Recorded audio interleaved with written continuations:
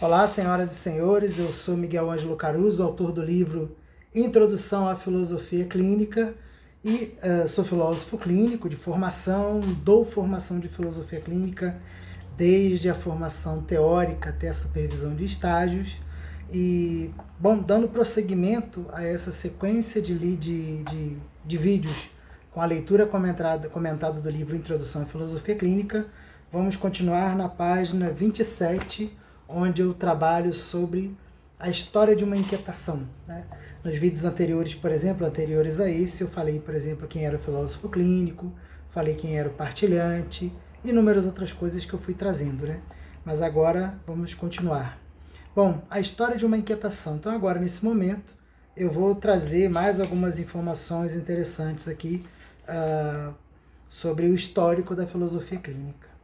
O pensador da filosofia clínica, que é Lúcio Pachter, veio da medicina e sua pesquisa começou em hospitais.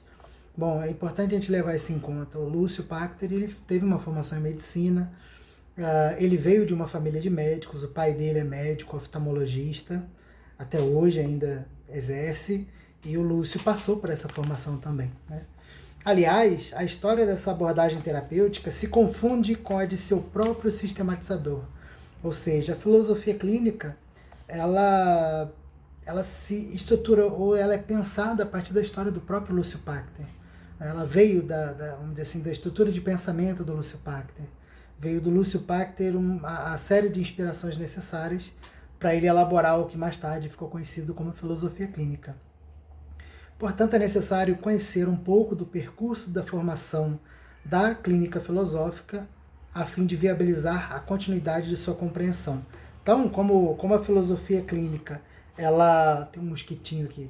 Como a filosofia clínica, ela se confunde com a história de seu sistematizador, principalmente até que ela tenha a sua formação, então é importante a gente entender como é que ela veio, como é que ela se sistematizou, como é que ela chegou para nós, como ela é, ou como ela foi quando foi apresentada em 1995. Depois que o Lúcio apresenta a filosofia clínica e começa a ensinar, os desdobramentos da filosofia clínica não ficaram restritos ao Lúcio Pachter. Uma série de alunos do Lúcio Pachter e alunos de alunos do Lúcio continuaram a fazer pesquisa, a se aprofundar, a compreender e a pensar a filosofia clínica a partir da prática de consultório, a fazer suas pesquisas teóricas. Então hoje há uma série de pessoas aprofundando, entendendo o método, abrangendo, expandindo a noção do método e a sua aplicabilidade. Continuando então. O sistematizador da filosofia clínica foi o médico e filósofo gaúcho Lúcio Pachter. Ou seja, trata-se de uma abordagem brasileira. E é curioso isso, né? Como que a gente às vezes não valoriza o que a gente tem no Brasil, né? Não só a gente ter tido o inventor do avião no Brasil, algo que não é aceito em um monte de lugar, né? A gente tem uma série de contribuições brasileiras que não são valorizadas. Se não me engano, o próprio rádio foi uma invenção brasileira, né? Se não me engano, de um padre gaúcho, mas agora eu não vou lembrar em detalhes. Mas a gente leva em conta que assim, a gente tem pensadores brasileiros, a gente tem filosofia no Brasil, a gente tem pensadores que se desdobraram, reflexões, e infelizmente não são tão valorizados. E a filosofia clínica acaba surgindo um pouco nessa esteira de uma área que, por ter vindo do Brasil, às vezes ela é menos aceita do que abordagens terapêuticas baseadas na filosofia que foram elaboradas nos Estados Unidos ou em algum país da Europa. Lúcio vem de uma família de médicos e, como tal, fez da medicina seu caminho natural de formação. Só o Lúcio, se eu não me engano, fez isso. Ele tem 2 irmãos e os irmãos dele não foram por esse caminho. Inclusive, um dos irmãos dele hoje é filósofo clínico também. Porém, o jovem médico que estudava psiquiatria, psicanálise e as psicologias permanecia com uma inquietação presente desde a infância. Então, antes da gente ir para a infância do Lúcio, a gente leva em conta que o Lúcio fez uma formação em medicina, fez pós-graduações na área de psicanálise, estudou psiquiatria, psicanálise não, de psicologias, né? Psicanálise é uma formação própria, não é exatamente uma pós-graduação. Fez a psicanálise como parte de sua formação, pesquisava no âmbito da psiquiatria, participava de encontros, inclusive próximo já de começar a levar o conhecimento da filosofia clínica adiante, ele já ainda tentou conhecer um pouco o cenário desses encontros de pesquisas na área da psiquiatria, e viu que não era exatamente esse o caminho dele. Bom, continuando então. Nascido em Porto Alegre, em 8 de julho de 1962, o Lúcio Pachter, pelo menos até o momento desse vídeo, continua vivo. É jovem, vai fazer 62 anos esse ano, né? Passou sua infância residindo em outras cidades com seus pais. Então, além do Rio Grande do Sul, ele morou no Rio de Janeiro e em Santa Catarina. Isso mesmo ele já relata, ele já passou por esses lugares, já morou nesses lugares. Se não me engano, o pai dele mora em Santa Catarina, trabalha em um hospital lá, né? E o irmão dele também mora em Santa Catarina. As lembranças do estado catarinense foram determinantes para suas inquietações. E veja aqui um pouco de como aquilo que marca a nossa história pode influenciar na pessoa que nós nos tornamos. Ainda na infância, Lúcio chegava a acompanhar os trabalhos de seu pai, um oftalmologista, no hospital. 3 sofrimentos eram marcantes. Então, o Lúcio, quando era pequeno, o pai dele chegava a levá-lo ao hospital e ele ficava lá nos corredores, lá perto do consultório, né, acompanhando um pouco, esperando às vezes seu pai fazer alguma cirurgia. O pai dele era oftalmologista, né, então ele acompanhou um pouco dos sofrimentos, do que via por ali, mas a gente vai chegar lá. E o que era marcante, né? E aqui eu tentei destacar três características que foram bem marcantes na experiência do Lúcio. Os sofrimentos, né? O sofrimento dos que procuravam os cuidados de seu pai, ou seja,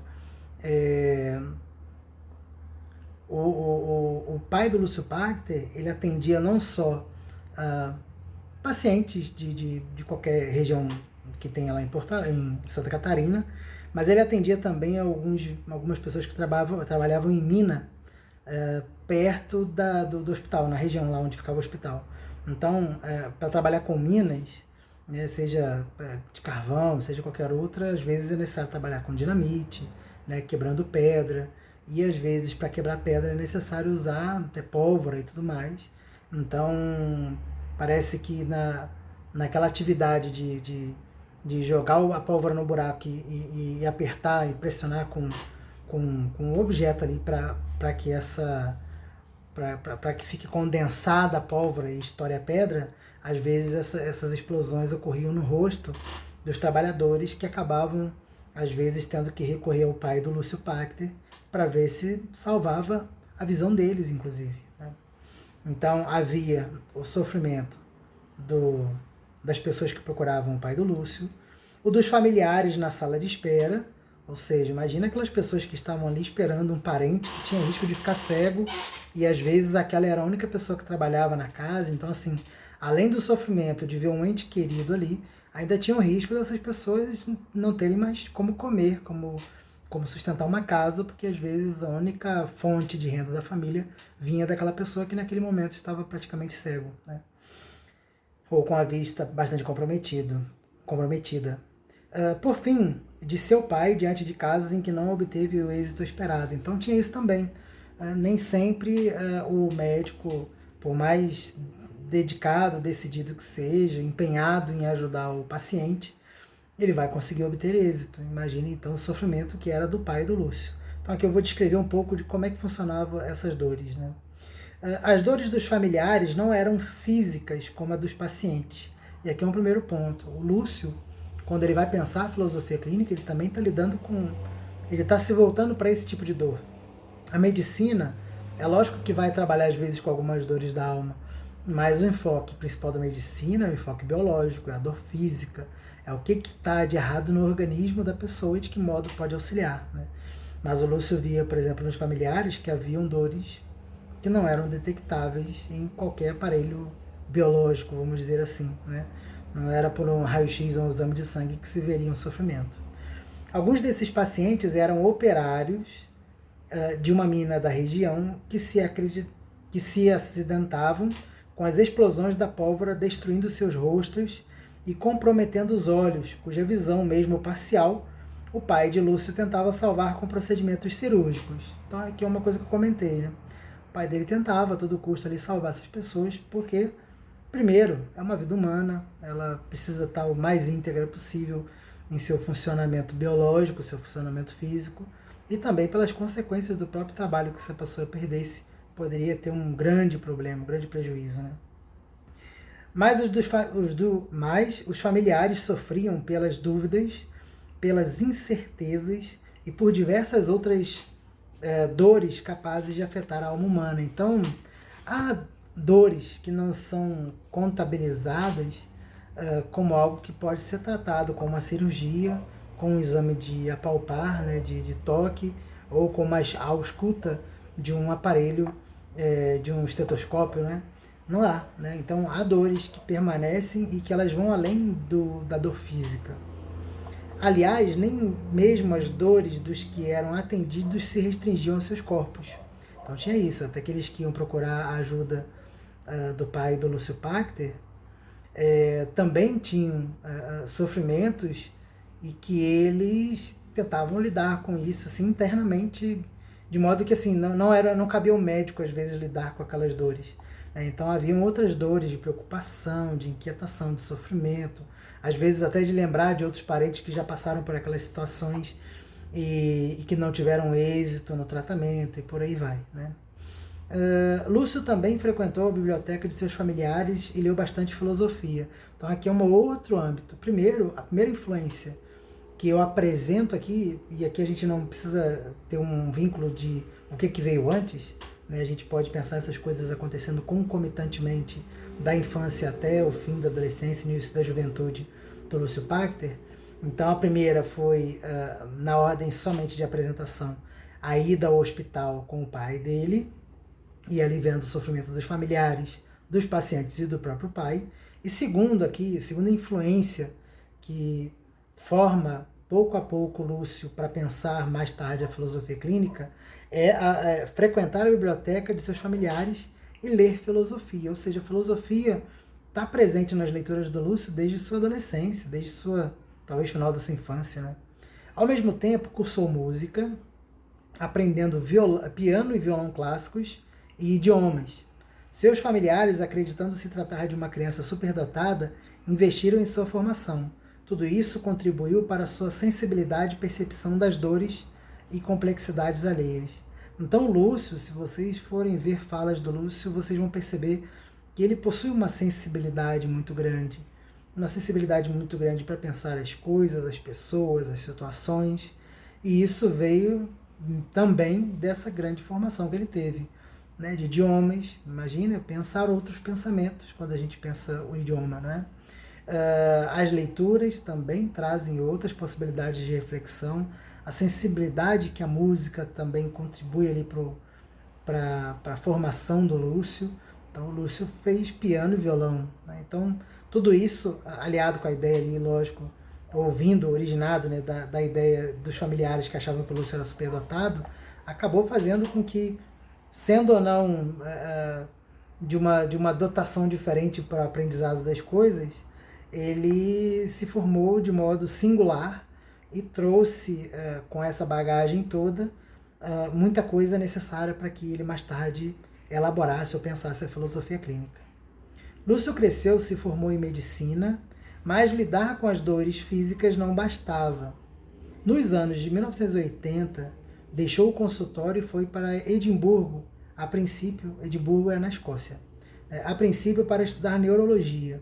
Porém, na capital escocesa, ficou sabendo de propostas de terapia que utilizavam a filosofia. Isso reacendeu a paixão do então jovem Lúcio por suas leituras de adolescência e ele se pôs a pesquisar tais propostas. Então veja, o Lúcio tinha uma inquietação, a medicina não tinha aquietado essa inquietação, os estudos das áreas da psicologia, o estudo da própria psicanálise, nada disso tinha satisfeito o Lúcio. Então ele, inquieto, foi para a Europa para estudar neurologia, sendo que ao chegar na Europa, ele fica sabendo de propostas terapêuticas baseadas na filosofia, ou elaboradas a partir da filosofia.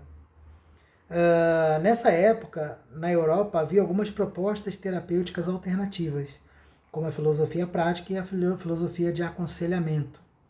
Elas tinham como intento, cada uma a seu modo, a aplicação de saberes filosóficos aos problemas apresentados nas consultas aos terapeutas. Então havia propostas, assim como depois, ou concomitante à filosofia clínica, surgiram outras, não só mais na Europa, mas no Canadá, nos Estados Unidos também aconteceu isso. Mas no fim das contas o Lúcio não ficou satisfeito com essas propostas. O jovem Pachter conheceu essas propostas, mas não satisfeito com os rumos que elas tomavam no cuidado com o outro, começou sua própria pesquisa. Foi no desdobrar dessa pesquisa que surgiu, no fim dos anos de 1980, a filosofia clínica, um método diferente dos demais criados também com o intento de trabalhar com e a partir da filosofia em consultório. Então o Lúcio conheceu propostas baseadas na filosofia, e isso o chamou a atenção, mas quando ele conheceu essas propostas ainda não era aquilo que poderiam tirar ou dar uma certa tranquilidade para essa inquietação pela qual ele passava. Então ele, inspirado na ideia de que havia propostas terapêuticas baseadas na filosofia, ele começa a pensar a filosofia clínica. E daí em diante, até o final dos anos 90, ele começa a elaborar o que mais tarde seria chamado de filosofia clínica.